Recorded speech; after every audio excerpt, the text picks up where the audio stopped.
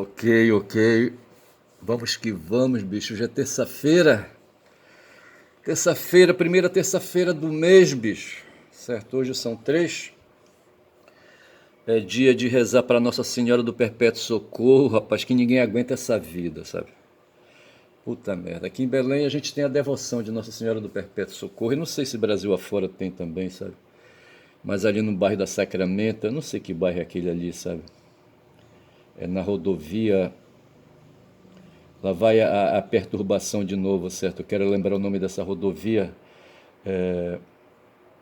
Que é uma rodovia, é uma rua, uma estrada que percorre, que sai ali da Pedro Álvares Cabral, o bicho vai na direção do Tapanã, vai bater em Coaraci, sabe?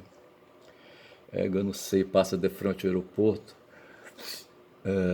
E, mas assim, o fato é que tem uma igreja, um templo religioso ali nessa rodovia, tá certo?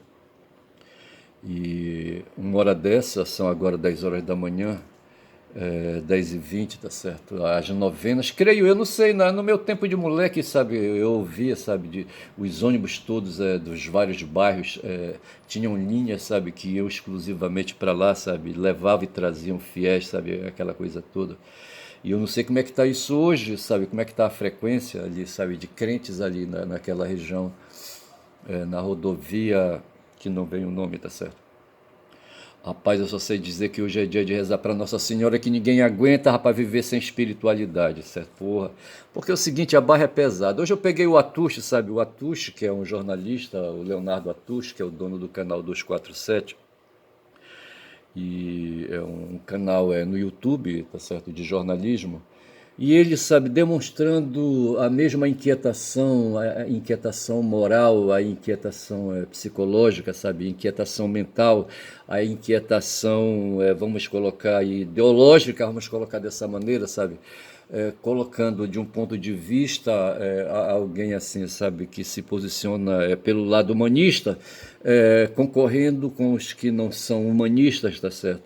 Pelo lado humanistas estão os progressistas, estão os do campo da esquerda, sabe? E no outro campo aí, sabe, estão os direitistas, sabe? Os que não são do campo da esquerda, sabe? E aí, o frenesi que tem é essa coisa aí, rapaz, que Yeshua falava, sabe, no Evangelho, é dos filhos das trevas e os filhos da luz, tá certo? Que os filhos da luz, eu não sei se ele estava se reportando àqueles ali, sabe, que habitavam as terras gregas ali, sabe, do tempo de Platão, em que havia uns que pegavam pessoas, pegavam semelhantes e jogavam em masmorras dentro de cavernas ali. Eu acho que, de certa forma, Platão não explicita direito isso, mas eu acho que era isso que ele queria dizer, certo? As masmorras, de um modo geral, são cavernas, tá certo? E muitos aí aproveitam de cavernas para fazerem masmorras, certo? Tem aquele filme, como é que chama aquele filme? Não sei, com Charlton Heston. Mas assim, o cara era um príncipe da nobreza, da nobreza hebreia, tá certo?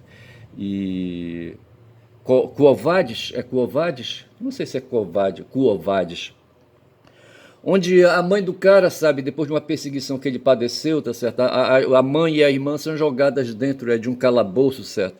E que para mim aquilo ali eram cavernas, certo? Cavernas ali, pegavam os seres humanos e esqueciam ali dentro, sabe? E junto com os carcereiros, inclusive, tá certo? Mas hoje o fato é que existem os filhos da treva e os filhos da luz. Os da trevas não querem dizer, por serem das trevas, os aí, sabe, os desolados, sabe, os infelizes, tá certo? E os da luz seriam os seres aí felizes, aí, sabe, exitosos, tá certo? Vitoriosos, tá certo? Não quer dizer, sim, os filhos da luz então seriam vitoriosos por conta disso, tá certo? Porque eles enxergam o mundo material sem escrúpulos, sem temerências, inventei a palavra agora, certo? Sem temores, sabe? Sem preconceitos, sabe? Sem nojo, entendeu? Eles aceitam o bicho cagar no próprio pé feito urubu, tá certo? Os urubus, sabe, como eles comem cadáveres, são necrófagos que nem os humanos. Nós humanos somos necrófagos, certo? Eu já estou ali com um pedaço de charque ali para dessalgar, sabe, para fazer um feijão. E ao mesmo tempo eu acho que eu vou precisar, rapaz, ir ao comércio, sabe, ao supermercado. Não, eu tenho mais bistecas ali, 2 tiras de bisteca que eu vou fazer, não sei como eu vou fazer. Ontem eu resolvi fazer 2 tiras de bisteca de porco, sabe? Saiu uma merda, certo? E para completar, um gato, rapaz, um gato que passa fome aqui ao meu redor, sabe? Que aproveita a minha distração enquanto eu tô aqui, sabe? Numa rua, ele vai lá na minha cozinha que tá noutra rua, sabe? E invade, sabe? O lixo, sabe? Ontem ele invadiu uma panela, sabe? Que eu deixei ali com umas tiras de carne de suíno, sabe? Ele invadiu minha panela e levou para uma tira, sabe? Eu tive que jogar outra fora com medo de aí aproveitar e me contaminar, sabe? Com as piras dele, sabe? Essas coisas todas. Mas o fato é, rapaz, sabe, que nós somos necrófagos, eu tô falando, sabe? Porque a gente come carne de bichos mortos, rapaz, sabe? E os urubus, sabe, comem carne de bichos mortos também, tá certo? Porra, bicho. Aí, sabe, para os urubus, eles dizem que eles são necrófagos, certo? E nós humanos que comemos também carne de bichos mortos, certo? Não somos necrófagos. Ou somos, eu não sei. Eu estou fazendo uma pesquisa aí, sabe? Que eu vou assim puxando fio de meadas, sabe? E vão aparecendo coisas no momento quando eu falo em Altamira, Altamira do Xingu. Eu não sou especialista em Altamira, tenho pouca ou nenhuma leitura sobre Altamira do Xingu, sabe? Sobre aquele mundo que o século XIX viveu e o começo do século XX viveu ali em torno da seringueira, do látex da seringueira ou da castanha do Pará ali, sabe? Mas o látex, sabe, que dava mais ali despertar econômico por causa das duas guerras que houve aí, sabe? E o pessoal consumia, sabe, o látex para fazer pneu de carro, sabe? Porra, bicho. E ali o Vale do Xingu, ao lado de outros vales ali, onde tinham plantações da Hevea brasiliensis, sabe? A seringueira, tá certo? Aí a extração, então, sabe, desse látex levou muita gente para dentro de muitos vales, inclusive ali o Vale do Xingu, tá certo? Aí eu fico fazendo pesquisas assim, sabe, catando retalho daqui, retalho da colar e fico montando uma colcha, certo? E que nem a minha avó foi uma costureira, certo? Ela veio lá do Tapajós ali, sabe, da cidade de Itaituba, sabe? Porra, bicho. E o fato é que ela era costureira, eu me lembro disso, às vezes, sabe, com a vista curta dela, não dava para meter a linha no fundo da agulha, ela me chamava, fulano, vem cá, mete a linha aí. Aí eu metia a linha no cu da agulha, vê se pode. E, e eu ficava olhando, sabe, a ela ali, sabe, pedalando naquela máquina mecânica ali, sabe, fazendo as costuras e aquela coisa toda, sabe. Eu me lembro da minha avó, mas eu me lembro da minha avó velha, certo? E eu não me lembro da minha avó com o rosto novo, da mesma forma como eu não lembro da minha mãe com o rosto do jovem, entendeu? Eu não lembro, olha, porra, bicho. Eu não lembro, sinceramente, eu não lembro. Eu lembro da minha mãe com o rosto já idoso, entendeu? Porra.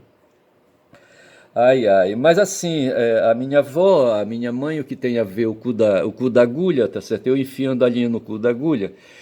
Mas eu falava aqui que eu fico montando colchas de retalhos, sabe, quando já são 8 minutos de vídeo, a respeito da história do Xingu, tá certo? Tem muita coisa para ler, eu teria que ir na Universidade Federal Rural, sabe, aqui do Pará, tá certo? Eu acho que lá tem muita coisa ali para ler. Ou ali, quem sabe hoje, eu acho que eu acho que na Universidade Federal Rural aqui do Pará, sabe, acho que eu encontro as respostas que eu quero ali em termos de literatura, de produção da história. Tem um altamirense ali, sabe, que produziu um livro de história de Altamira, sabe? Mas ele não é citado, é o Manuel, Umbuzeiro, é da família Umbuzeiro ele. Como é que chamava ele? Eu não vou lembrar agora. Eu não vou lembrar, sinceramente, eu não vou lembrar. Mas é da família Umbuzeiro, daquelas famílias ali que chegaram em Altamira, uma classe média que se estabeleceu ali, sabe? E que se dedicou a alguma cultura. Me lembro dele, sabe, trabalhando para a prefeitura. Eu não sei de quem era a prefeitura, sabe? E ele passava todo dia com aquele cabelo assim, nativo dele, cabelo de caboclo mesmo, sabe? E assim, sabe? E indo, sabe? E voltando. Eu me lembro dele. Não, não é Manuel Buzeiro, não. Mas é da família Umbuzeiro, eu não lembro o nome dele. E eu só sei, rapaz, que essas coisas estão assim me conduzindo, mas eu não quero ficar aflito, tá certo? Eu estou salvando aqui os conteúdos numa pasta, tá certo?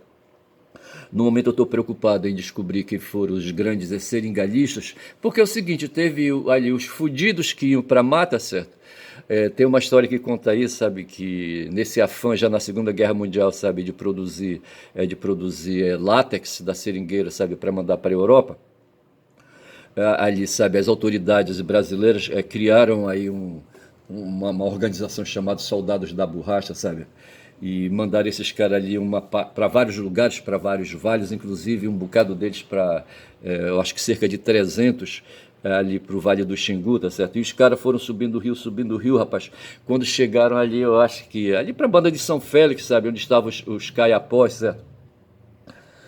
Eu não sei se é isso, sabe? Rapaz, aí houve um porradal danado lá, tá certo? E muita gente morreu, tá certo? E esse grupo de pessoas aí, quase 300, foi quase totalmente dizimado, sabe? Houve alguns que conseguiram fugir pela mata, estão correndo até hoje, tá certo?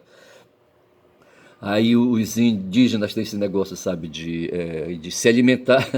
Eu acho que é por uma questão econômica, rapaz. Aí eles dizem que é para ganhar o espírito guerreiro, sabe, do morto. Mas quando já, rapaz? É para, sabe, não ter que gastar tempo caçando veado, caçando porco da mata, caçando anta, caçando capivara. Capivara é escrota de comer, sabe? Ela tem um gosto ruim na carne por causa das glândulas, das glândulas de testosterona dela, tá certo? A capivara, tá certo? E os outros bichos também, certo? Pô, bicho. Eu só sei dizer, rapaz, que os caiapós pegaram aí um bocado desses aí que vieram do Nordeste e de muitos outros lugares do Brasil aí, não sei, cidade do Mato Grosso, eu não sei, de Goiás, eu não sei. Do Rio de Janeiro é que não vinha, rapaz, que o Rio de Janeiro era a capital do Império, sabe? E não estava disposto, sabe, a mandar ali cidadãos da capital do Império para vir aqui para a Mata do Xingu pegar malária, pegar febre amarela, ser comido por jacaré e por caiapós. Puta que pariu. Aí assim, eu sei que eu estou montando, sabe, assim, uma coxa de retalho com informações. E eu estou interessado no momento em saber quem foram os grandes seringalhistas. Porque tem os seringueiros, tá certo? E tem os seringalhistas, tá certo? O pessoal chama impropriamente os seringueiros, aí, sabe, com esse nome pomposo, seringueiros, que são os caras que iam pra mata cortar seringa, sabe? Ali levado por empreendedores, vamos chamar assim, certo? Que ganhavam concessões ou do Ernesto Ascioli ou do Zé Porfírio, sabe? E que os deixava penetrar, eram as autoridades políticas aqui na região, que os deixavam penetrar ali, sabe, no Vale do Xingu. Quando eu estou falando nisso, eu estou pensando no Afrísio Nunes, certo? Que é o pai do André Nunes. Pai ou avô, não estou bem certo, tá certo? Talvez seja até. Eu não sei se é pai do André, não sei. O André, eu não sei, sinceramente, eu não sei. E sei que teve um Anfrísio Nunes Filho, que foi prefeito de Altamira, e talvez esse André seja irmão do Anfrísio Nunes Filho, certo? E o Anfrísio Nunes, me parece, foi prefeito antes do Armindo Denardim, que foi um paranaense que chegou com um colega dele, sabe, vindo do Paraná. O pessoal fala assim para falar mal, sabe, diz que eles chegaram lá em Altamira, no tempo da Transamazônica, puxando uma cachorrinha. Quero crer que a cachorrinha, eu já disse uma vez aqui, sabe, não é uma cachorra, um animal, certo? Mas a cachorrinha é uma mala, uma maletinha. Uma maletinha de rodinha, certo, digamos assim. Rapaz, o pessoal não presta. Eu fico falando mal do Armindo, mas o Armindo eu conheci, rapaz, um cidadão assim, grandão, altão, assim, sabe, fortão, gordão, para dizer melhor, tá certo? Da cara inchada, rapaz, do rosto gordo, sabe? E tinha um careca, um outro careca, tô falando aqui com preconceito, certo? Tinha um outro, que eu não vou lembrar o nome agora, mas que também foi prefeito. O Armindo saiu e entrou esse outro aí, sabe? E eles eram assim, sabe? Eram dois gordos, certo? Olha, eu aí com gordofobia, puta que pariu, é foda. A língua portuguesa tá foda, a gente nem pode falar direito mais assim, sabe? Porque incorre, sabe, em equívocos, sabe? Em desvios semânticos, tá certo? Por assim dizer, tá certo? Porra. Mas o fato foi que eu conheci o Armindo, tá certo? Ele foi prefeito por 4 anos. E ele foi amigo do Zé Diamantino, rapaz, um cara que tinha uma empresa lá na cidade de Marabá, tá certo? Que também foi outro núcleo ali, sabe, de produção do látex da seringueira, tá certo? Foi um núcleo de produção da castanha, sabe, do Pará, tá certo? Marabá tá ali. Para onde que tá Marabá? Marabá tá lá pro sul, onde estão as minas hoje, sabe? As minas que a Vale hoje explora para aquelas bandas dali, sabe? As minas que exploram minérios ali, sabe? Naquela região de Marabá e outras cidades que não vou lembrar o nome, não vou me esforçar, porque eu não quero, não é delas que eu estou falando quando são 14 minutos de vídeo. Eu só sei dizer, rapaz, que eu estava angustiado ainda agora, querendo preparar uma pauta aqui para poder falar, e já estou com 14 minutos, eu poderia parar esse vídeo agora, porque meus vídeos com 30 minutos me parece que eles dificultam, e o YouTube tem dificuldade, sabe, de promover esses vídeos. Ontem, rapaz, ontem foi uma cagada, certo? Aliás, anteontem também. Anteontem, domingo, eu fiz um vídeo de dentro de um ônibus, certo? E eu fiz, me parece, não sei quantos minutos de vídeo eu fiz, não sei se foram 19, eu não sei. E ontem, rapaz, ontem me parece que eu fiz 2 vídeos, certo? Eu comecei um, tá certo? E cortou, tá certo? Alguém fez uma chamada, hoje eu não cuidei aqui, sabe, de desligar o celular, tá certo? Mas poderia a qualquer momento ser. Eu acho que eu vou ter que comprar um chip e um aparelho celular só para fazer meus vídeos, tá certo? É o jeito para não ser interrompido por chamadas aí inconvenientes. Aí eu só sei, rapaz, que no domingo eu fiz um vídeo de dentro de um ônibus, uma merda, tá certo? Onde eu falei da Hannah Arendt, assim, sabe, do totalitarismo e de umas divergências que eu tenho com ela, certo? Por ela não ser marxista. E, rapaz, mas é judia que nem Marx, certo? E o Marx, hoje o Lejeune falou, sabe, que Marx, eu já tinha descoberto isso, certo? Além de ativista político, além de ter uma palavra que cabe melhor, sabe, de sindicalista, tá certo? É isso que eu queria falar, além de sindicalista, tá certo? Aí uma pessoa que organiza os trabalhadores em sindicatos, ele também, para sobreviver, bicho, escrevia para jornais, tá certo? Ele foi jornalista, mas assim, jornalista de fato, tá certo? Jornalista de fato.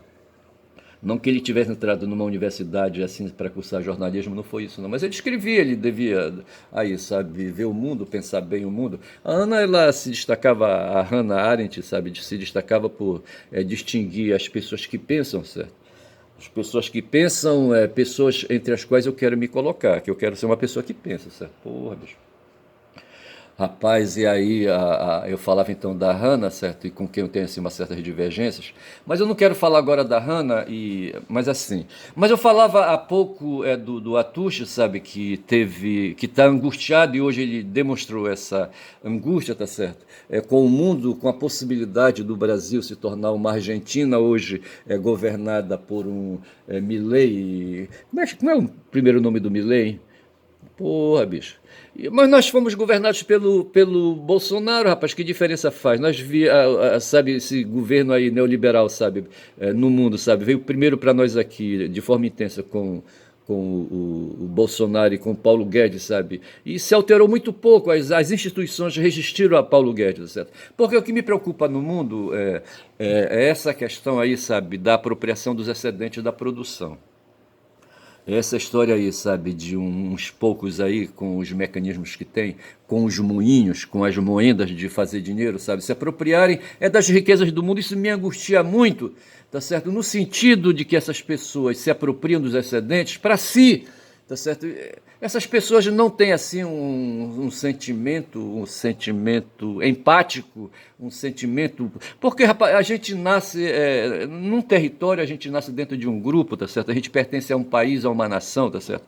Mas tem as pessoas, os capitalistas, eles não estão preocupados com isso, rapaz. Para eles, tanto fazem nascer aqui nesse território, aqui na América do Sul, como nascer ali, sabe, num território ali no hemisfério norte, ali onde estão os Estados Unidos, tanto faz, tá certo? São sujeitos sem pátrias. O Fernando Henrique tinha um negócio de dizer que ele era cosmopolita, sabe? E me parece que tem dentro do campo da esquerda alguns que querem essa noção de cosmopolita no sentido positivo da coisa, sabe? De que a gente deve se pensar em universalidade, em universal, sabe? Em total, e esquecer essa coisa do individual, tá certo? E nos pormos como cidadãos do cosmos, certo? Do geral, do universal, tá certo? E o Fernando Henrique se diz aí, ele se diz, René Descartes, como é que chama? É um, um cartesiano, tá certo? E ao mesmo tempo cosmopolita, mas e é fogo a gente se aproximar desse cara, se cognominar também, sabe, com esses mesmos elogios aí, com esses mesmos reconhecimentos, sabe, de ser cartesiano e de ser cosmopolita, é perigoso, assim, no sentido, sabe, que a gente se aproxima desses caras aí, porra, bicho, é foda. E o Atush vem falando disso, certo, que há uma angústia nele pensando nessas coisas, no momento ele está lá na Argentina, tá certo? Fazendo um trabalho lá, tá certo? E por ser um cara que viaja, ele vai adquirindo assim, mais aí, sabe? Mais mecanismos de pensamento, certo? Aquela coisa toda, vai se apropriando de informações. É ele e o Conde. O Conde é um cara assim, sabe? Ele lê muito através das leituras dos outros, tá certo? O Conde, certo? Com os programas de YouTube que ele tem. Mas o Léo Atucha, sabe, revelou assim, uma ansiedade e uma angústia, certo? Que eu senti domingo, rapaz, pensando nessa possibilidade do Brasil vir se tornar, sabe, o que é hoje nos Estados Unidos, certo? Que seguia pelo individualismo, sabe? Individualismo que a Hannah Arendt, sabe, prestigiou também. se opondo ao totalitarismo, à visão de total do mundo, sabe? Essa coisa assim, sabe? E ela exagerou um pouco, sabe? Taxando e igualando o totalitarismo, no totalitarismo Stalin e Marx, tá certo? Eu acho que tem um equívoco aí, eu não sei se tem uma fé nisso aí, tá certo? Mas o fato é que há essa possibilidade do Brasil, sabe, entregar ao mercado tudo. Hoje os Estados Unidos está entregue aquelas sete plataformas que operam no mundo aí, no mundo das redes sociais, no mundo da internet, tá certo, fazendo a cabeça das pessoas, tá certo, fazendo-nos ser consumistas ao extremo, tá certo, de bens aí, sabe, de produtos aí, sabe, hedonistas, de produtos que valorizam aí, sabe, mais assim, o egoísmo, sabe, na gente, o prazer, sabe, e às vezes até o próprio prazer carnal, entendeu? Essas coisas assim. E essa coisa estava me angustiando. Eu estava falando isso para 2 filhos que eu tenho, rapaz, sabe? E para uma ex aí, sabe? Assim, e eu saí de lá, sabe? Derrubado, sabe? Angustiado com essas coisas aí. E o Atucha, ele dá redireções, tá certo? Ele fala, por exemplo, do movimento que aconteceu a partir de 2010 para cá, pegando ali 13 e pegando ali o golpe contra a Dilma, tá certo? E pegando depois a Bolsonaro, e pegando Michel Temer, certo? Ali, sabe, antes de Bolsonaro, e a Ponte para o Futuro, tá certo? Que é um projeto de grupo de think, de grupos de pensadores, de pessoas aí, sabe, que e elaboram estratégias para o mundo, certo? Estratégias capitalistas. E o Atucha sabe dessas coisas, assim, sabe? E o Michel Temer teve caído em suas mãos, sabe, um projeto geopolítico de governança chamado Ponte para o Futuro, tá certo? E ele implementou no governo dele. E a primeira expressão dessa governança foi a reforma trabalhista que ele fez, tá certo? Para desestruturar o mercado as leis trabalhistas, tá certo? Porra, bicho. Ele liquidou a CLT, sabe? Fragmentou, mas é mais do que fragmentou, ele precarizou, sabe, as relações entre patrões e empregados, tá certo? Aí, em cima disso, se aproveitam os evangélicos para virem ali, sabe, se oferecendo ali em seus templos, sabe, como aqueles que vão acudir os desvalidos da sorte ali, sabe, naqueles templos ali, sabe, de saúde mental. Eu, quando penso num templo religioso, do modo geral, tá certo, eu penso como clínicas de atenção à saúde mental, tá certo? Porque a gente fica, rapaz, quando eu falava ali de Nossa Senhora do Perpétuo Socorro, eu estava pensando nisso.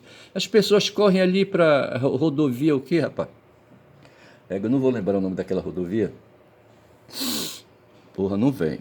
Mas assim, ali na Sacramento, na Pedro Álvares Cabral, tem um templo católico ali, tá certo? Dedicado a Nossa Senhora do Perpétuo Socorro. Para onde vão as criaturas assim, mais mulheres, sabe? Mais mulheres do que homens, porque as mulheres são mais sensíveis para essas questões da matéria. E vão para ali, rapaz, sabe? Pedir, implorar ajuda, tá certo? Da mesma forma como elas vão também, elas não fazem muito assim, sabe? Quando eu falava, eu distinguia o tempo do meu tempo de moleque e o tempo de agora, que eu perdi a noção. Não sei, inclusive, se está havendo, por exemplo, se está havendo ali novena ali na igreja de Perpétuo Socorro, sabe? Não sei com que intensidade. No meu tempo de moleque era intensa ali, sabe? A presença das pessoas pedindo proteção de Nossa Senhora, tá certo? Porra, bicho, é foda. E assim a gente vai, sabe? Hoje não se procura mais ali, sabe? Não se procura mais os sindicatos, mas se procura os templos religiosos, sejam católicos, sejam evangélicos, neopentecostais, tá certo? E isso aí, rapaz, é que complica o mundo, tá certo? E me angustia. Porque, sabe, desvia o poder de decisão das mãos dos seres humanos, sabe, da própria sociedade, sabe, da própria coletividade em resolver seus problemas, da própria ágora, a ágora no seu sentido positivo, não no sentido liberal, mas no sentido socialista, tá certo? Quando já são 24 minutos de vídeo, tá certo? Então veja que eu falei aí, sabe, da Ponte para o Futuro e falei do Atucho, ficou legal, acho que ficou legal assim, tá certo? Aí tem uma porrada de outras notícias aí, rapaz, que eu anotei sobre o mundo hoje, certo? Tem a situação em Gaza, tem a situação na Rússia com a Ucrânia, tá certo? E tem a questão ali do Galípolo, sabe, nessa discussão aí que tem de IOF, sabe. Uma outra questão também que me aflige, sabe, é essa questão da dívida interna, essa questão dos dividendos, certo? É a questão da produção financeira em detrimento da produção industrial, tá certo? E o enfraquecimento do mundo empresarial, sabe? Das estruturas de mercado, sabe? Entregue à produção de fábricas e das fábricas e das indústrias, e que são concentrada no mercado financeiro, nos fundos financeiros. Fundos financeiros, rapaz, que compram os títulos da dívida interna do Brasil, sabe? Que paga hoje 1 trilhão, sabe? De reais em dividendos, sabe? De juros, por conta dos juros altos que o Galípolo hoje é responsável por introduzir. Galípolo introduzir através do Banco Central, o Banco Central que ganhou independência com o Temer, tá certo? Foi com o Temer, foi com o Bolsonaro, acho que foi com o Bolsonaro, com o Paulo Guedes, que deram ali, sabe, não foi ainda autonomia para o Banco Central, tá certo? Mas empoderaram ali, sabe, trancaram ali, colocaram uma trava ali, sabe, na direção de impedir o desenvolvimentismo no Brasil, tá certo? Esse Paulo Guedes, porque eles querem o Brasil, sabe, a elite econômica nacional hoje sem pátria, sem Brasil, eles querem os Estados Unidos aí à frente de tudo. Não está, as instituições financeiras dos Estados Unidos, ali o mercado em Nova York, sei lá mais onde, em Wall Street, eu acho, sabe, vendendo ali títulos da dívida pública, títulos da Petrobras e títulos não sei mais do que, tá certo? E as pessoas comprando esse título e vivendo só da venda e compra de títulos, sabe, através dos dividendos. É isso, assim, é outra coisa assim, sabe, que não deixa de ser um desdobramento daquela noção que eu cultivo, que é a apropriação dos excedentes da produção e do trabalho pelos empresários hoje, sabe, atualmente, tá certo?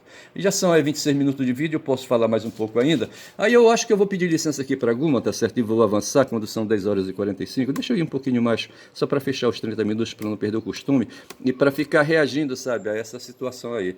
Deixa eu me ver aqui. Então eu falava aqui, eu estou fazendo uma coxa de retalho, eu falei, sabe, sobre a história do Pará, e aqui tem os principais seringalhistas. Esse texto aqui, ele fala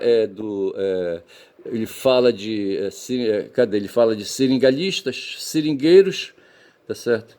Não é esse aqui não. Mas ele fala aí, sabe, dos seringalistas, tá certo? Os principais seringalistas presentes em meados do século XIX, 1850, tá certo? Veja, os principais seringalistas, tá certo? Onde é que ele está falando? Tem um tal de Coudreau, tá certo? Deve ser aí algum pesquisador, tá certo? Que em 1859 realizou um levantamento dos maiores seringalistas. Aqui, ó, realizou o levantamento dos maiores seringalistas do Rio Xingu, os maiores, certo? Esses documentos foram utilizados mais tarde para garantir a grilagem de terras na região da Terra do Meio, ali entre o Iriri e o Xingu, tá certo? Os rios Iriri e Xingu. Segundo o mesmo autor, tem um tal de Paulo Vitor, acho que ele estava lá, sabe, no meio desses grileiros aí. Segundo o mesmo autor, foram encontrados, na época do levantamento, 135 civilizados e 60 índios trabalhando nos seringais do Xingu, não sei que porra é essa. Os principais seringalistas presentes em meados do século XIX eram Pinheiro, os irmãos Pedro e João Gomes, João Batista da Costa, Manuel Joaquim da Costa, Raimundo de Paula Marques, essa família está lá em Altamira, tem rua lá com o nome de Paula Marques, Manuel Felício Filho, Doroteu Marques dos Reis, Ursina Galvão, essa Ursina não sei se é mulher, Antônio Galvão, Anândio e Francisco Galvão, eu não conheço, nunca ouvi falar desses nomes aí, esses últimos aí. A lista dos detentores de seringais na região do Xingu, depois deste período, ainda apresenta 3 nomes de forte influência, ou seja, depois de 1850, certo? José Leocádio de Souza, esse nome não me é estranho, Ernesto Ascioli é-me conhecido, e José Porfírio de Miranda Júnior, tá certo? Esse cara José Porfírio, sabe, acho que ele é avô do Bula Marques, sabe, dessas pessoas aí que exerceram cargos ali, sabe, no poder público em Altamira, inclusive o Zé Bula Marques de Miranda foi quem acudiu meu irmão, tá certo, quando ele quebrou a perna e conseguiu uma passagem num pata-choca junto com a mãe dele, Dona Doris, tá certo? Para o meu irmão vir de Altamira para Belém, não de barco, assim, passando lá 5, 10 dias viajando ali, sabe, descendo o Xingu, aqui na direção de Belém, mas ele veio de um pata-choca, deve ter gasto umas 3 ou 4 horas para chegar em Belém, tá certo? E dessa forma ele conseguiu recuperar a perna dele, mas dela vindo a morrer tempos depois, tá certo? Quando ele já estava já idoso já. Tratados com a patente de coronéis, tais seringalhistas foram responsáveis pela marcação de grandes extensões de terra no Xingu e no Iriri. Xingu e Iriri aqui são os dois rios da região, tá certo? Ainda tem ali o rio Curuá, tá certo? Que a gente não pode esquecer. E tem também ali um tal de riozinho do Anfrísio, tá certo? Além dos senegais, esses coronéis controlavam politicamente os territórios de Souzel e suas vilas, o transporte fluvial, pequenos garimpos de ouro, plantações e barracões no Xingu, segundo informa Kelly Norman. A dinâmica e a direção de ocupação do Xingu, como anteriormente mencionado, era no sentido norte-sul, não sei o que isso quer dizer. Os interesses do governo eram de garantir o escoamento dos produtos, como a seringa, né, que eles faziam umas borrachas, como ele dizia assim, umas peles, umas bolotas, umas bolas de borracha, sabe? Acho que de uns 30, 40 quilos, não, 20, 30, 40, 20, 30 quilos. Então, a seringa, tá certo? E esses produtos aí, eles escoavam ali do Vale do Xingu para Belém, certo? No entanto, as corredeiras da Volta Grande do Xingu eram e ainda são um obstáculo. A navegação fica por aqui quando são 30 minutos, tá certo? Mas foi bom ter descoberto esse texto aqui. Esse texto aqui é um texto, deixa-me ver aqui, Tempo, Exploração da Borracha, Contexto Histórico, Região Médio Xingu, firstlibrary.org article, tá certo? Eu não sei de onde é isso. Universidade Federal do Pará, Núcleo de Ciências Agrárias e Desenvolvimento Rural, Empresa Brasileira de Pesquisa Agropecuária, Amazônia Oriental, Programa de Pós-Graduação em Agricultura na Amazônia, são essas coisas aí que eu tenho que ir, sabe? Aqui ao lado tem o Tempo da Exploração da Borracha e por aí vai. Então, veja, essas coisas assim, sabe? Eu não tenho informação disso aí, tá certo? E no tempo que eu morei em Altamira, eu estava ali ocupado em sobreviver. Fico por aqui, digo que meu nome é Ernest, eu não sei como é que vou chamar esse vídeo, tá certo? Tem umas coisas aí, sabe, que eu vou pensar, eu vou escutar, eu vou ver se eu tiro alguma expressão aí, sabe, alguma expressão aí interessante, sabe, estralante, sabe, que me permita chamar esse vídeo com esse nome aí que vier. Digo que meu nome é Ernest, sou o Caboclo Falador, do canal Quem Fala Muito da Bom Dia Cavalo, bom dia.